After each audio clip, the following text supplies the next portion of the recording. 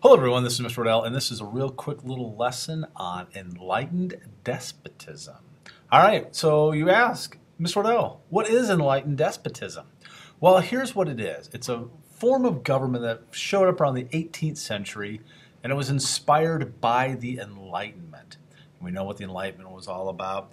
And some of the other things it tried to do is it tried to pursue legal, social, educational reforms that were all inspired by this. Leaders had religious tolerance.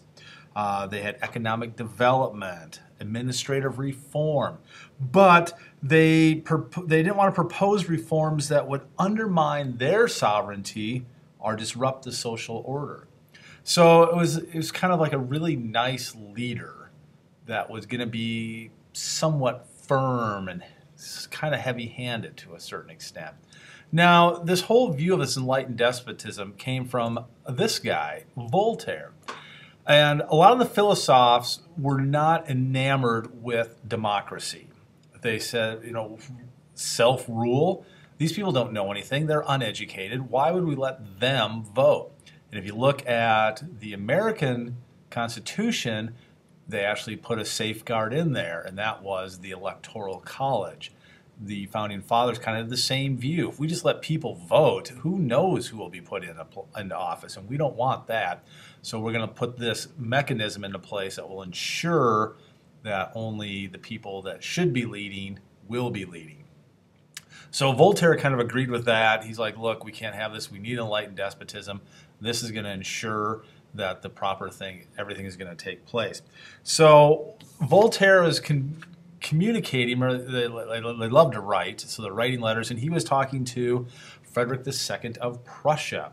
Now, they got along great, Voltaire and Frederick II. He saw what he was doing. He was trying to promote religious tolerance in his kingdom. He had a very efficient tax system, and everything was going well.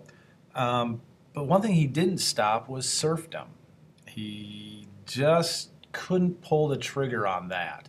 So by doing that, then him and Voltaire kind of fell out of favor. Frederick II had him put into jail, and that didn't go over very well. Voltaire escapes, and Voltaire was like, wow, now what do I do? But he also was talking to another person, and that was Catherine the Great of Russia. And she also was an enlightened despot. And in 1767, she and Voltaire have been talking, and she brought forth a ton of people in Russia and said, okay, let's try to frame a constitution for Russia. I think that would be a really good idea. And Voltaire's like, oh, you are the star of the North, Catherine. This is such a great thing. So she's writing all these reforms. She wants to put an end to capital punishment, end the use of torture, abolish serfdom. And so she's got all these great reforms, and Voltaire's like, that's exactly what an enlightened despot would do. But the people she brought in, the leaders and elected officials, or however they got there, they argued and argued and argued and debated,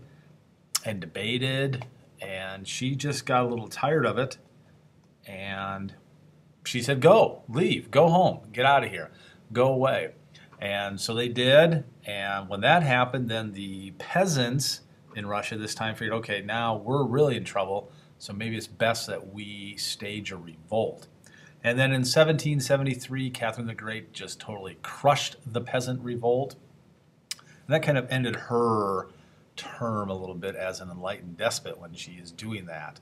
So that was really quick of enlightened despotism. So again, that's where you're trying to be a leader, using the ideals of the Enlightenment and the philosophers. And we see a couple examples here of Frederick II of Prussia and Catherine the Great of Russia. So that's it for now. Everybody have a great day. I'll talk to you later.